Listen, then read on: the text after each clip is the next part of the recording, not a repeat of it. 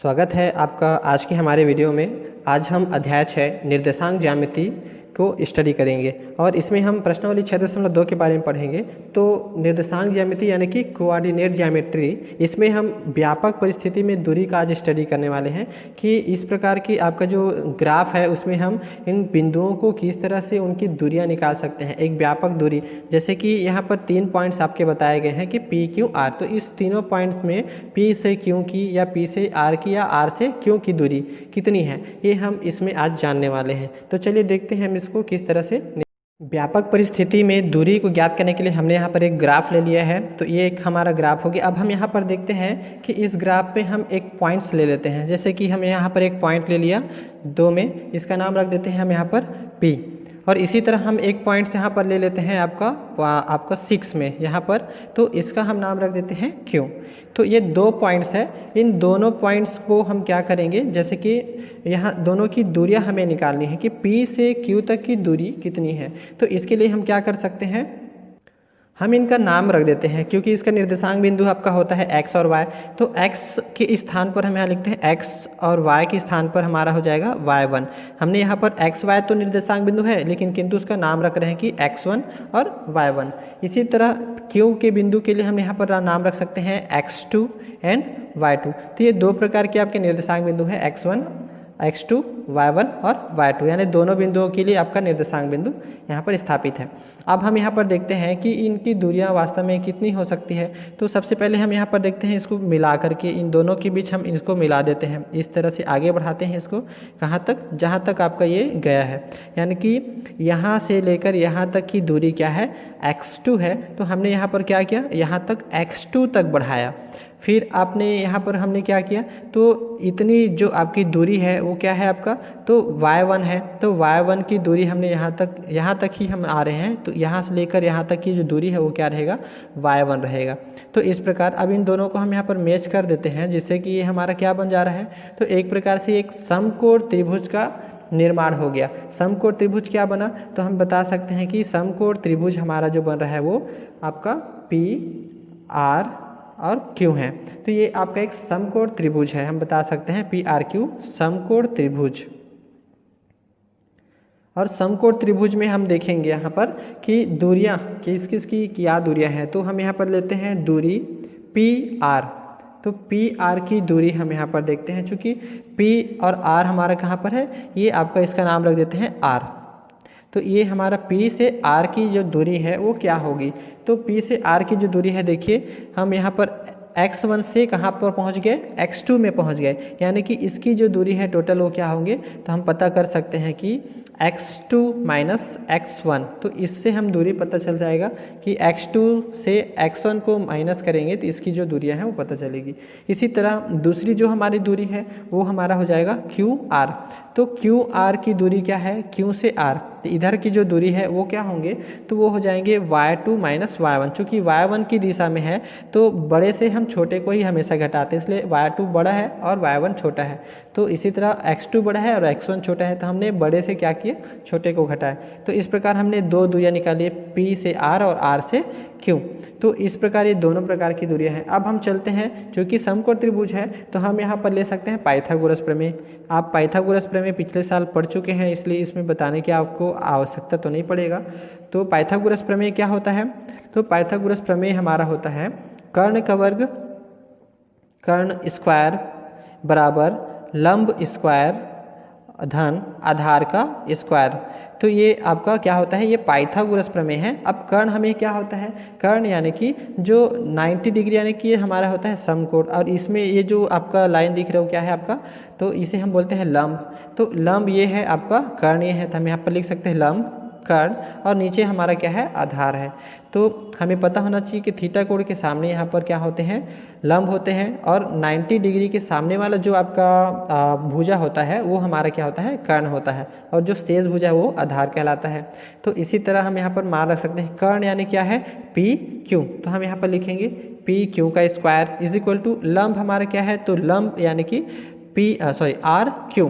तो यहाँ पर लिखेंगे आर क्यू का स्क्वायर, फिर प्लस आधार यानी कि पी आर, तो यहाँ पर लिखेंगे पी आर का स्क्वायर। अब हम यहाँ पर मानों को भर सकते हैं, तो पी आर क्यू आपका ये दिया गया है, तो आर क्यू हमारा क्या है, तो यहाँ पर लिख सकते हैं हम y2 माइनस y1, तो यहाँ लिखेंगे y2 माइनस y1, इसके स्थान पर भर दिए, प्लस यहाँ पी आर, तो पी आर का जो वैल्यू है वो आपका x2 माइनस x1, तो ये हमारा वैल्यू हो गया। तो इस तरह से हमने यहाँ पर वैल्यू को क्या कर दे, भर दी। चूँकि यहाँ पर स्क्वायर भी है तो पूरे के साथ हम क्या लगाएंगे, स्क्वायर भी लगा देंगे इस तरह से। अब हम यहाँ पर देखते हैं, जब हम यहाँ पर क्या करें, स्क्वायर करें और यहाँ पर भी क्या है आपका पी क्यू का स्क्वायर, तो दोनों पक्षों में हम क्या करेंगे, वर्गमूल लगाएंगे, या ऐसा कह सकते हैं कि इस स्क्वायर के बदले इधर आकर क्या लग गया, P Q is equal to under root, तो अंडर रूट के अंदर में हमारा क्या हो जाएंगे, तो y2 minus y1 square and plus x2 minus x1 का होल स्क्वायर। तो ये हमारा क्या हो गया, दूरियां हो गई। तो पी क्यू का जो दूरी है वो हमें पता चल गया कि भाई पी से क्यू तक की दूरी कितनी होगी, तो under root y2 minus y1 का square plus under x2 minus x1 का स्क्वायर। और इसी फार्मूले का यूज करते हुए हम सवालों को हल करेंगे दूरियां निकालने के लिए। प्रश्नावली 2, इसमें आपके इस कुछ सवाल दिए गए हैं, इसमें से हम देखेंगे कि किस तरह से हम जो दूरी का सूत्र यहाँ पर निकाले हैं उसके माध्यम से सवाल को किस तरह हल करेंगे। प्रश्न 1 है, दिए गए आलेख में बिंदु P की Q व R से दूरी ज्ञात कीजिए। तो ये हमारा आलेख यहाँ पर दिया गया है, इसे आप बुक के माध्यम से देख सकते हैं इस प्रकार। और हम चलते हैं इसके सॉल्यूशन हम किस तरह से कर पाएंगे। तो P से Q और आपका P से Q और Q से R, ये हमें यहाँ पर बताना है, सॉरी P से R बताने हैं। तो इनका P बिंदु से लेकर Q और P बिंदु से लेकर R, इनकी दूरियाँ हम देखते हैं कैसे निकालेंगे। हल है, P की Q R से दूरी हमने यहाँ पर पहले से लिख दिया है, प्रश्न का है। अब हम देखते हैं कि P जो बिंदु है तो उसका बिंदु कितना दिया गया है, तो P बिंदु हमारा क्या दिया गया है, 2 और 0, तो ये हमारा P का निर्देशांक है। और Q बिंदु का जो हमारा निर्देशांक है वो हमें क्या बताया गया है, ऋण 1 और 3 हमें यहाँ पर बताया गया है, तो ये आपके Q बिंदु का निर्देशांक है। उसी तरह R बिंदु का निर्देशांक क्या है आपका, तो R बिंदु के लिए आपका निर्देशांक बताया गया है 3 और 2। अब हम यहाँ पर देखते हैं कि इसलिए 2 हमारा जो बिंदु है उनके बीच की दूरी, तो यहाँ पर लिखेंगे 2 बिंदुओं के बीच की दूरियाँ, बिंदुओं की बीच दूरी, यानी कि हम यहाँ पर बता सकते हैं क्या होता है। तो हमने पढ़ा है कि इनका जो दूरी का जो फार्मूला है वो हमारा क्या होता है, तो under root x2 minus x1 का whole square and plus y2 minus y1 का होल स्क्वायर। तो ये हमारे दूरियों का सूत्र है। अब चलते हैं, सबसे पहले हम देखते हैं P की Q से दूरी, यानी कि PQ। तो PQ इज इक्वल टू हमारा क्या हो जाएगा, तो हम यहाँ पर बता सकते हैं कि PQ, तो P हम यहाँ पर देखेंगे दोनों में से हमारा क्या है, P पहले ले रहे हैं तो यहाँ पर हम लिख लेते हैं x1 और ये हमारा हो जाएगा y1। तो हम यहाँ पर इसको लिख लेते हैं, देखिए यहाँ पर x1 यहाँ y1। इसी तरह Q के लिए यहाँ पर हमारा हो जाएगा x2 और ये हमारा हो जाएगा y2।